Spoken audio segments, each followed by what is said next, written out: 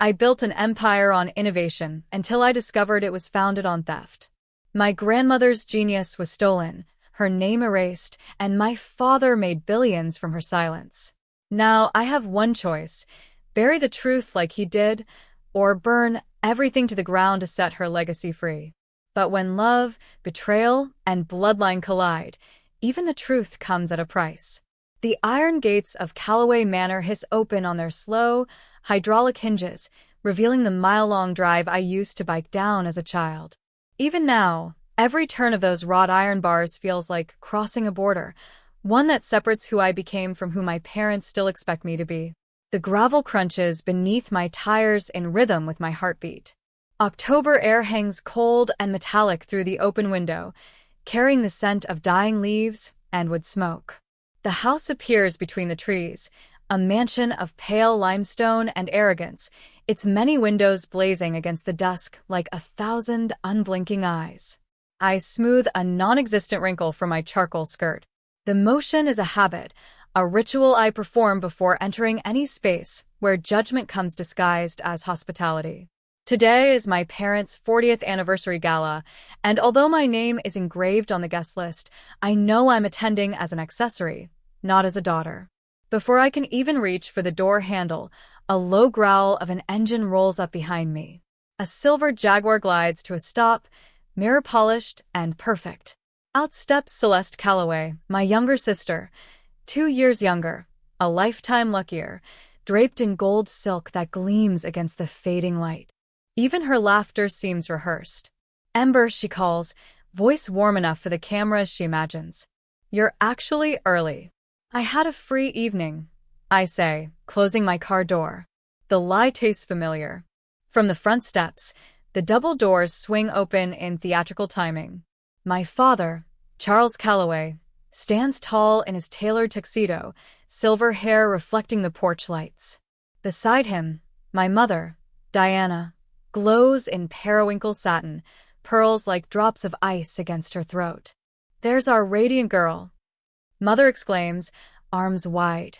Not to me, of course, but to Celeste, whose arrival always cues applause. Father envelopes her in a bear hug that lifts her half off her heels. The picture-perfect reunion. When their gaze finally lands on me, their smiles falter just enough to reveal the seams. Ember, Mother says, with the careful neutrality of someone greeting a board member. You made it. I did. Father pats my shoulder, a gesture that feels like a signature, not affection. Glad you could squeeze us in between meetings. Inside, the foyer dazzles beneath the chandelier. Crystal prisms scatter light across marble floors. Every surface smells of polish and privilege. I glimpse a string quartet tuning near the staircase, white roses climbing the banisters. Callaways never throw parties, they stage exhibitions. A framed seating chart gleams on an antique stand. My eyes trace the calligraphy until I find my name, Table 12, in the back corner, near the service doors. My parents and Celeste occupy the center table beneath the chandelier. Networking opportunity, Mother murmurs, appearing beside me. You'll be with the Hallmans, they invest in tech. I thought you'd appreciate the placement. Of course, I managed. Thoughtful as always. She gives a distracted smile and drifts away, her perfume trailing like expensive smoke. I'm halfway to the bar when I overhear the event planner whispering near the stairs. Mrs. Calloway, the photographer, is scheduled for 7:30. Family portraits first. Mother lowers her voice, but not enough. Yes, but we'll want one with just the three of us, Charles, myself, and Celeste. That one goes over the mantel. The words land like a paper cut, small, invisible, yet bleeding all the same. I take a glass of champagne from a passing waiter who notices the tension in my jaw, but says nothing. Bubbles hiss against the crystal rim as I retreat to a shadowed alcove near the window. The memories rush in uninvited. Thanksgiving, age 8, my seat at the kids' table while Celeste perched proudly beside our parents. Christmas mornings where her gifts formed a mountain and mine fit beneath a single branch, the debate trophy that never made it to the living room shelf. By 16, I'd learned to build instead of beg. While Celeste painted sunsets and abandoned hobbies, I was sketching prototypes, writing algorithms, dreaming of systems that solved real problems. My father had laughed when I showed him my first business plan. "Sweetheart," he'd said, barely glancing up from his newspaper, "stick to your studies. Leave the big ideas to professionals." The same month, my sister's lopsided watercolor of the house was framed and hung in the hallway. Now, decades later, I own a company whose AI framework powers half the banks in New York. Yet here I stand, another spectator, at the altar of Calloway perfection. At precisely 7, the clinking of cutlery hushes the room. Father rises, glass raised high. 40 years, he begins, voice rich with authority. 40 years of partnership, progress, and family. Applause ripples through the guests. His gaze sweeps the crowd and, inevitably, stops on Celeste, our daughter, who brings light wherever she goes. My practiced smile holds. I could recite this performance in my sleep. He recounts anecdotes, her charity galas, her art exhibits, her volunteer trips. My name drifts nowhere in his speech. Not once. To Diana, he concludes, my heart. And to Celeste, the best gift our marriage ever produced. They embrace as cameras flash. I clap with everyone else, rhythm steady, heartbeat hollow. A murmur of approval travels the tables. A few relatives exchange uneasy glances, but no one speaks. Why risk spoiling perfection? When the applause dies, father signals to mother. She reaches beneath the table and produces a red leather box, the logo unmistakable even from my distance. Cartier. For you, darling, father announces. Something timeless, like you. Celeste lifts the lid. Diamonds explode under the chandelier. Gasps. Applause again. I lift my champagne flute, the motion automatic. No second box waits for me. There never is. I slip out onto the terrace, lungs straining for unperfumed air. Autumn night presses cool against my cheeks. The moon balances between the sycamores like a coin about to drop. Did you know? A familiar voice rasps beside me. That's the 3rd luxury gift this year? I turn. Aunt Miriam, my father's sister, stands there wrapped in a wool shawl, eyes sharp despite her age. 3rd. I ask. Spa retreat in February. Then that villa in Provence. All courtesy of your father's credit line. She told everyone she won that trip. Miriam's laugh is dry as leaves. She's been winning since she learned to cry on cue. Something cold and clear forms inside me, not anger, exactly, but understanding. A puzzle piece clicking into place. My phone vibrates. A message from Liam, my COO and oldest friend. How's the royal coronation? Extraction team ready if you need it. A real smile ghosts across my lips. Stand by, I text back. May need evacuation before dessert. Another relative joins us. Uncle Edward, bourbon in hand. Quite a watch, he says. Almost as impressive as your innovation award last month. The Global Tech Leadership Award. I corrected gently. He nods, eyes soft. They should have toasted that, not jewelry. Before I can respond, the planner's voice cuts through the night. Family photos in the foyer, please. The terrace empties in a swirl of silk and chatter. Inside, the staircase gleams beneath studio lights. I take my place at the end of the row, half hidden by a marble column. Flash. Click. Then my mother's tone, sweet but sharp. Now one with just the 3 of us. No one has to specify who is excluded. I stand motionless as they rearrange. Mother, father, Celeste. The trinity is complete. Flash. That photograph will hang above the fireplace long after I'm gone. When the guests cheer for another toast, I slip away down the corridor, heels silent against the Persian runner. My father's office door yields to a soft push. The scent of leather and aged paper greets me. I sink into the chair behind his desk and pull out my phone, fingers trembling less than expected. Alexa, I say to my assistant, patch me through to Singapore. 15 minutes of conference calls later, the problem is solved, the client appeased, the deal secure. My real world, the one I built, is still intact. Yet as the silence settles, so does the ache. I rise and wander upstairs to what used to be my bedroom. The door opens onto someone else's life. Lavender walls. Trophy shelves filled with Celeste's pageant crowns. The vanity littered with cosmetics where my desk once stood. A single box sits in the closet corner. Ember Misc. Inside, my diplomas. My entrepreneur award. My tassel, knotted around an old photo of me shaking hands with the mayor after my first startup grant. Every piece of my story was reduced to storage. I sit on the bed and let the betrayal sink in. Not fresh, but fossilized, layered through years of polite neglect. My fingers brush something hard beneath the pillow. An old book. Jane Eyre. My grandmother's favorite. Inside the cover, her inscription, "To my Ember, forge your own fire." A folded letter slides from between the pages, sealed with crimson wax. My name in her looping script. I break the seal. The paper crackles. My dearest Ember, it begins, if you are reading this, then you've reached the day when silence became unbearable. The paper trembles between my fingers. My grandmother's handwriting slants like the tide, steady even in its age. My dearest Ember, if you are reading this, then you've reached the day when silence becomes unbearable. You must learn what your parents swore never to speak of, why you were always their second choice, why your fire frightened them. I freeze. The chandelier light outside the door pools beneath the crack like molten gold, but inside the room the air feels colder, heavier. Your father's first company was not built on genius alone, the letter continues. It was built on betrayal.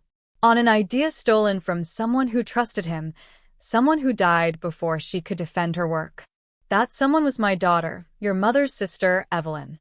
I blink at the name. Evelyn. My mother never mentioned having a sister.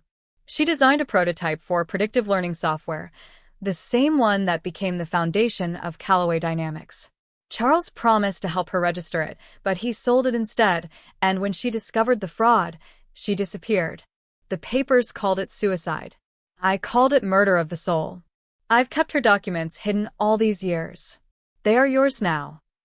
A chill snakes up my spine. My grandmother's last line blazes in looping ink. Find the truth, Ember. It will cost you everything, but it will also set you free. My hands shake as I fold the letter back. Outside, the muffled sound of a violin seeps through the hallway.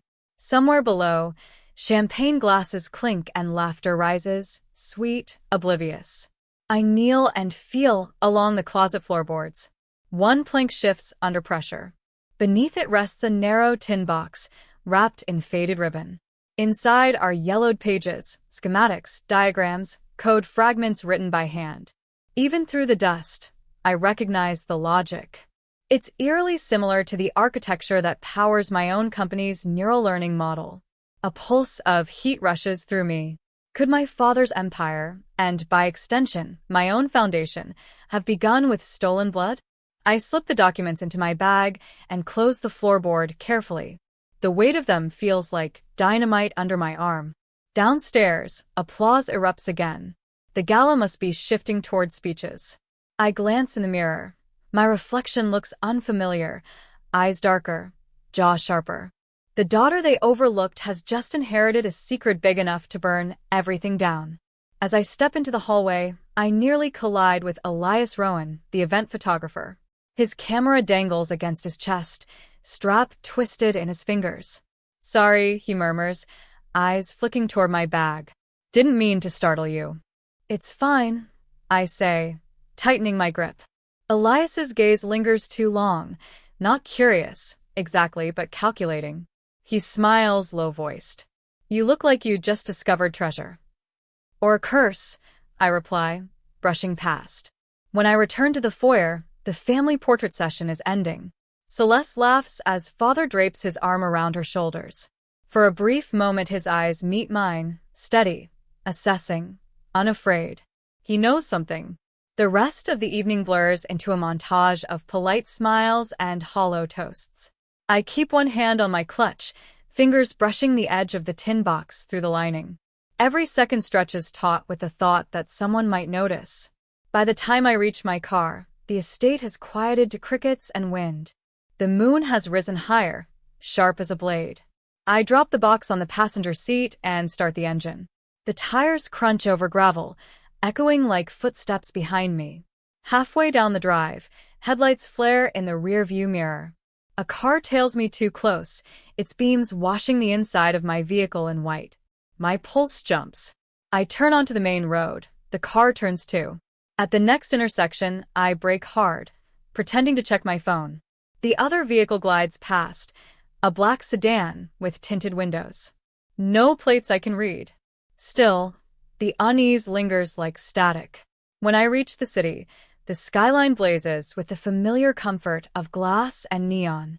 My office tower, Calloway Innovations, glows 20 stories high, my own name in steel and light. For years it felt like independence. Tonight it feels like irony. Inside, the security guard greets me with a tired wave. The elevators hum their lonely song as I ride to the top floor. My heels click across marble until I'm inside my private lab, white light, silent servers, screens pulsing with data streams. I spread the old diagrams across the table. The handwriting, the flowcharts, they're decades ahead of their time. My algorithms are merely evolutions of this foundation. If what my grandmother claimed is true, then my father didn't just steal an idea. He buried a genius. I open my laptop and begin cross-referencing the code with archived patents. A match appears, partial but distinct, filed under E. L. Rowan. Rowan. The surname jolts me. Elias Rowan, the photographer from the gala. Coincidence? Or bloodline? A knock breaks the silence. I startle, closing the laptop. Through the frosted glass, I see Liam's silhouette. I unlock the door.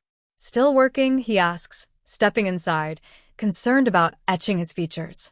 You vanish from the gala, and your tracker pings here. I found something, I whisper. Something that changes everything. He studies my face. Good or bad? I don't know yet. He notices the scattered papers. Old tech specs. Older than they should be, I say, voice low. From my grandmother. She claims my father built his company on someone else's invention, Evelyn Rowan's. Rowan, Liam repeats. As in the guy tonight? I nod. Maybe family, maybe fate. He leans on the desk, scanning a schematic. If this is true, Ember, it's theft on a scale that could dismantle Calloway dynamics. Maybe even your stake in it. I know, I say, but it's also justice. He gives a slow, wary smile. You've always liked playing with fire. I was named for it. Outside, lightning flickers along the horizon, far-off thunder rolling toward the city. I gather the pages into a folder and lock them in the cabinet. Tomorrow I'll start tracing Evelyn Rowan's records, but tonight I allow myself one reckless thought. If the truth buried my father's empire, perhaps it can free mine. Liam hesitates at the door. Be careful. Secrets that old don't stay quiet without reason. When he's gone, I linger by the window, watching the storm crawl closer. My phone buzzes with a new message from an unknown number. You shouldn't have opened that letter. My breath catches. Another text follows.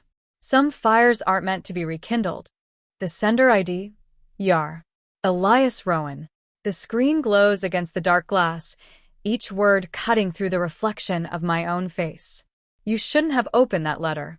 I stare at the message until the text fades to gray, pulse pounding in my ears louder than the thunder outside. Another flash of lightning washes the office in white. For an instant I see my reflection overlaid with the skyline, half woman, half ghost. I type back before I can second-guess it. Who are you? The 3 dots of a reply appear, then vanish, then appear again. Meet me. Now. Penthouse Lounge, Hotel Aurelia. Bring what you found. I exhale shakily. Hotel Aurelia, 5 blocks from here, top floor bar overlooking the river. A public place. If this is a trap, at least I'll have witnesses. I slip the folder of Evelyn's documents into a waterproof case, shrug into my coat, and step into the corridor. The storm has arrived by the time I reach the street. Rain needles through the wind, drumming on the pavement like a countdown. Taxi lights smear across the slick asphalt. I climb into one, give the address, and watch skyscraper reflections bend in the windows as we move. Every flash of lightning ignites another memory. My grandmother's trembling script, my father's indifferent smile, the black sedan tailing me. When I enter the lounge, jazz murmurs low beneath the patter of rain on glass. The city glitters beyond the floor-to-ceiling windows, half shrouded in mist. And there he is, Elias Rowan, still in his dark photographer's jacket, camera bag at his feet. He stands when he sees me. "You came?" "You texted," I answered. Figured ignoring a warning never ends well in thrillers. He gives a tired smile. "Then let's hope this isn't one." We sit opposite each other. A waiter drifts by. Elias orders coffee for both of us, though I doubt either of us plans to drink it. "I'm guessing Yar isn't a coincidence," I say. Rowan. As in Evelyn Rowan. His jaw tightens. She was my grandmother. The words land heavy between us. "I thought so," I whisper. "Then you know what she built. What my father took." "I know the rumors," he says quietly. "But hearing your name, Calloway, at the gala, seeing you leave with that bag, I wasn't sure if you were part of the lie or trying to uncover it." "Definitely the latter." I slide the folder toward him. "These are her notes. My grandmother hid them. She wanted me to know." He opens the file, scanning the brittle pages with trembling fingers. His expression shifts: grief, disbelief, then something softer. "This is her handwriting. I'd know it anywhere." A breath shudders out of him. "She used to draw these circuit loops on napkins while I did homework. Said they were maps to the future." I think she was right. For a moment we sit in silence. The city hums below us, distant and unreal. Then he looks up. "You realize what this means? If your father stole this work, Calloway Dynamics is built on fraud. If we expose it, the entire empire collapses, including your company's partnerships." "I've thought about that," I admit. "But it's not just business anymore. It's blood.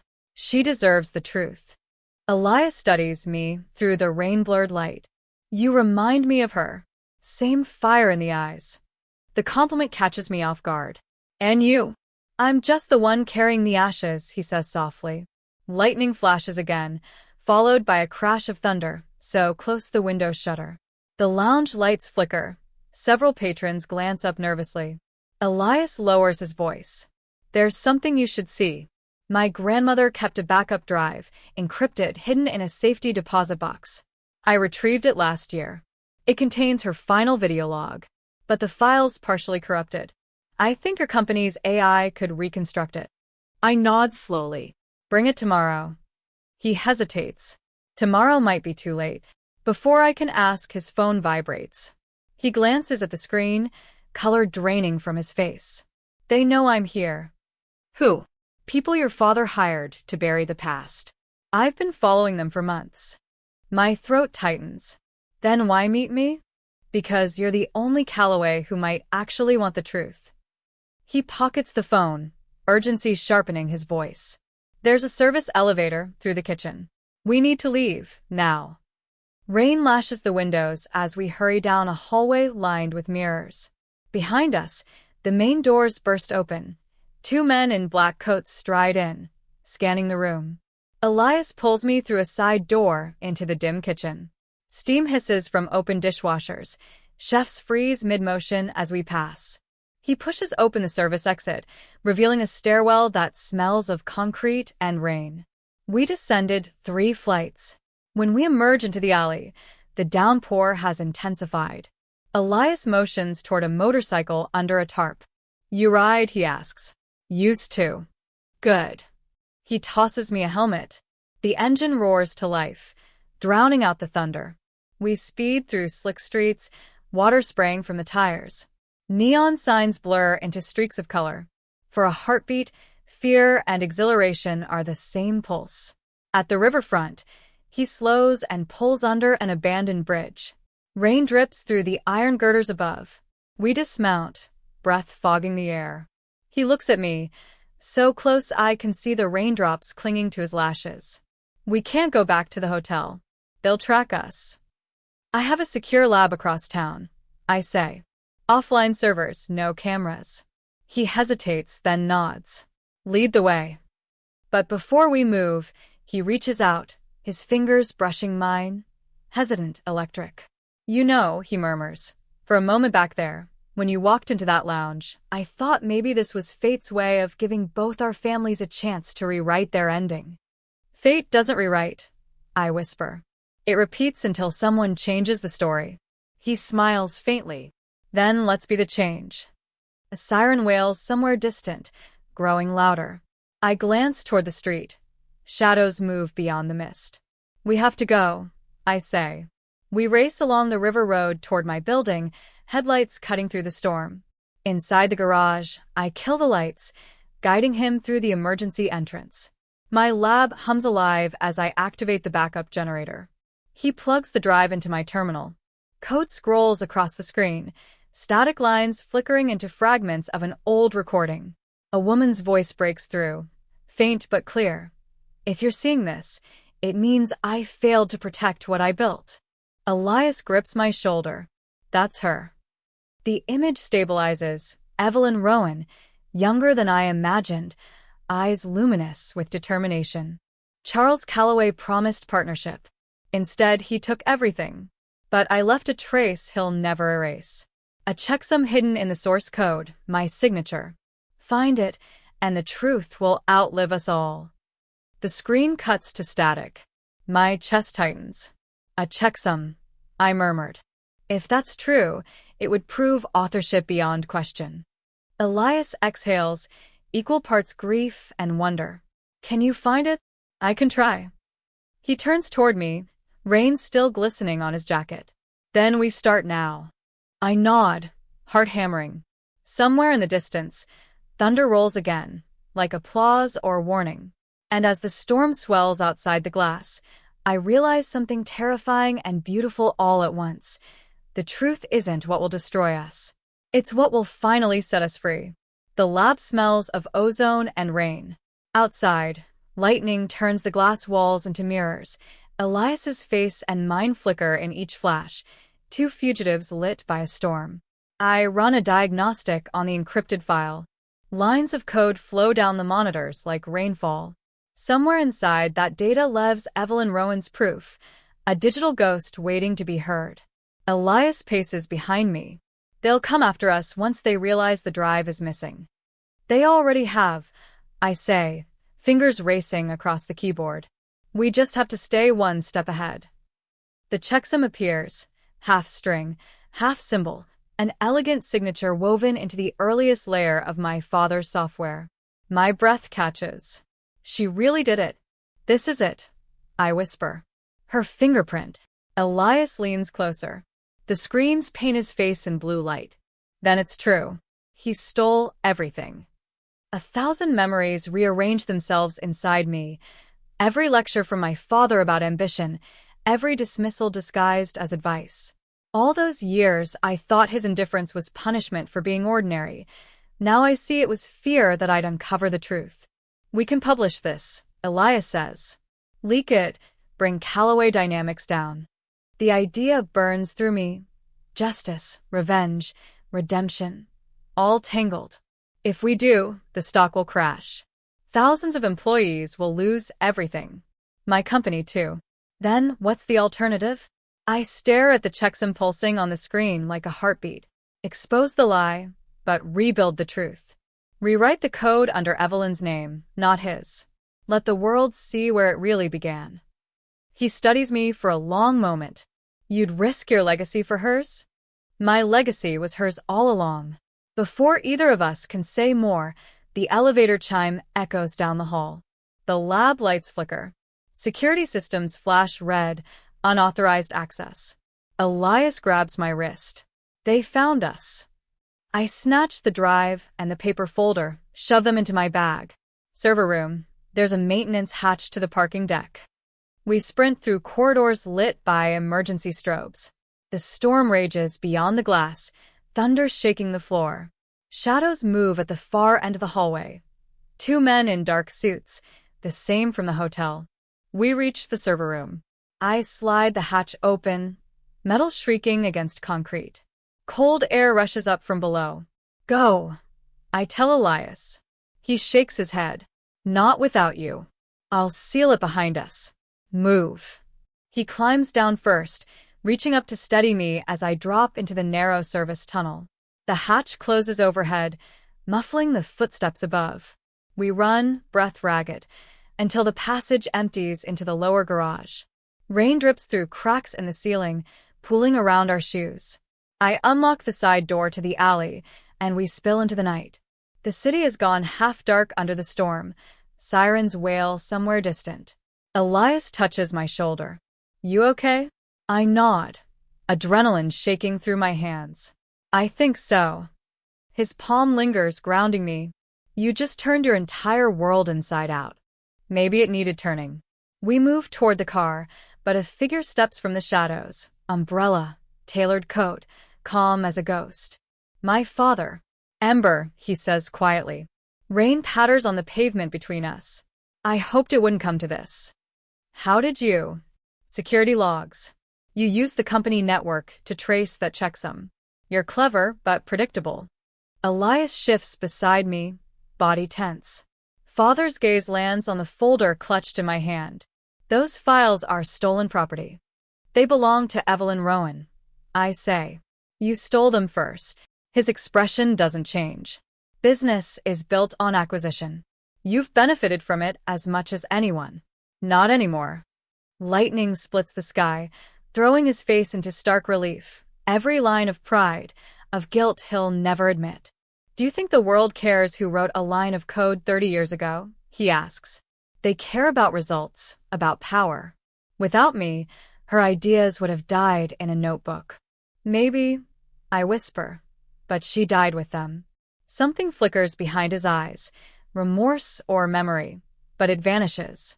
Give me the drive, Ember. Walk away, and I'll make this disappear. For a heartbeat, the offer tempts me. Peace. Safety. My company is intact. Then I feel Elias's hand brush mine, a silent reminder of why we're here. No, I say. I'm done cleaning up your legacy. I step back, rain running down my face like tears I refuse to shed. You built an empire on someone else's ashes. I'm going to rebuild it in truth. Father exhales, disappointment sharp as glass. Then you're no longer my daughter. Maybe now I finally get to be myself. He turns and walks away, disappearing into the storm. For a long moment, neither of us speaks. The rain eases into mist, streetlights flickering back to life one by one. Elias breaks the silence. You know he won't stop. I'm counting on it. I lift the drive, water glinting on its metal edge. Because every step he takes to bury this will only prove it's real. He smiles faintly, tired, relieved. So, what happens now? Tomorrow, I say, we start rewriting the code. Her name first, mine second. And maybe, if there's time left over, we figure out who we are without all their ghosts. He reaches for my hand. I don't pull away. The storm passes over us, leaving only the hum of the city and the steady rhythm of our breathing. When he finally speaks, it's barely louder than the rain. For what it's worth, Ember Calloway, you burn brighter than any of them ever could. I look toward the horizon where dawn presses against the clouds, pale and stubborn. Then let's see what rises from the ashes. The sun rises over Hartford like a verdict, harsh gold, unavoidable. I watch it from my office window, the drive that changed everything resting on my desk like a relic. The city hums below, unaware that an empire is trembling. Elias leans against the doorway, sleeves rolled, hair still damp from the shower we both took after a night spent coding instead of sleeping. You've been staring at that thing for an hour. It's strange, I say. One piece of metal can carry so much truth. He steps closer, his reflection merging with mine in the glass. Truth always weighs more than lies. That's why people drop it. I smile faintly, but the pressure inside my chest doesn't ease. By noon, every media outlet will know what Calloway Dynamics buried 3 decades ago. The moment I hit send, my father's empire becomes evidence. At 10 a.m., my inbox fills with statements from our legal team, the foundation paperwork we created overnight, the Evelyn Rowan Institute for Ethical Innovation. Her name first, as promised. Mine follows in the subtitle. A ping from Elias's console. Uploads ready. Once you confirm, the checksum goes public. I hover over the enter key. After this, there's no taking it back. Good, he says. You deserve something that can't be undone. My finger presses down. The progress bar surges across the screen. Somewhere, servers awaken. Somewhere else, a dynasty begins to fall. Within minutes, the world reacts. Breaking, Calloway Dynamics accused of patent theft spanning decades. Asterisk statement from CEO Ember Calloway pending. My phone vibrates nonstop. Investors, journalists, board members. I silence it all. Only one call matters, and it comes precisely at 10:43. Ember. My father's voice, stripped of polish. What have you done? Returned what was stolen. You've destroyed our name. I saved what little integrity it had left. He exhales, the sound of a kingdom collapsing. You think the world rewards honesty? They'll eat you alive. Then I'll build something they can't digest. Silence. Then, softly, you sound just like her. The line dies. For a moment, I can't breathe. Not from guilt. He taught me long ago how to live with that, but from the ache of hearing truth in his tone. He knew Evelyn's genius and still buried it. Maybe he buried a part of himself, too. Elias sets a mug beside me. Coffee. The elixir of moral crusaders. I laugh, the first real laugh since the storm. You should trademark that. He studies me, something unreadable in his gaze. You're shaking. Adrenaline. He doesn't buy it, but lets it go. We should leave the office. Once the story breaks out, this place becomes ground zero. He's right. By noon, reporters crowd the street. We slip through the basement exit and drive toward the river, the city skyline receding in the mirror like a burned-out constellation. We stop at a quiet overlook where Connecticut curls through the valley. The rain-washed air smells of iron and cedar. Elias kills the engine. So, what now? I rebuild. I say simply. Under her name. Under mine. No more shadows. And your father? He'll fight. He always does. But this time, he's fighting truth, not competition. He nods, watching the water. You know, when I first joined your team, I thought you were cold. All logic, no heart. And now I know you just hide the heart behind armor. I turn toward him. And what do you see now? Someone finally took it off. The words hang between us, soft as the wind. He reaches out, brushing a raindrop, or maybe a tear from my cheek. The contact is electric. For the first time in years, I let someone see the fracture lines instead of pretending they're design choices. The moment breaks when my phone lights again, this time with a video notification. A press conference. My father stands behind a podium, expression carved from stone. He begins calmly, denying, reframing, but then he falters. The feed catches the tremor in his hands.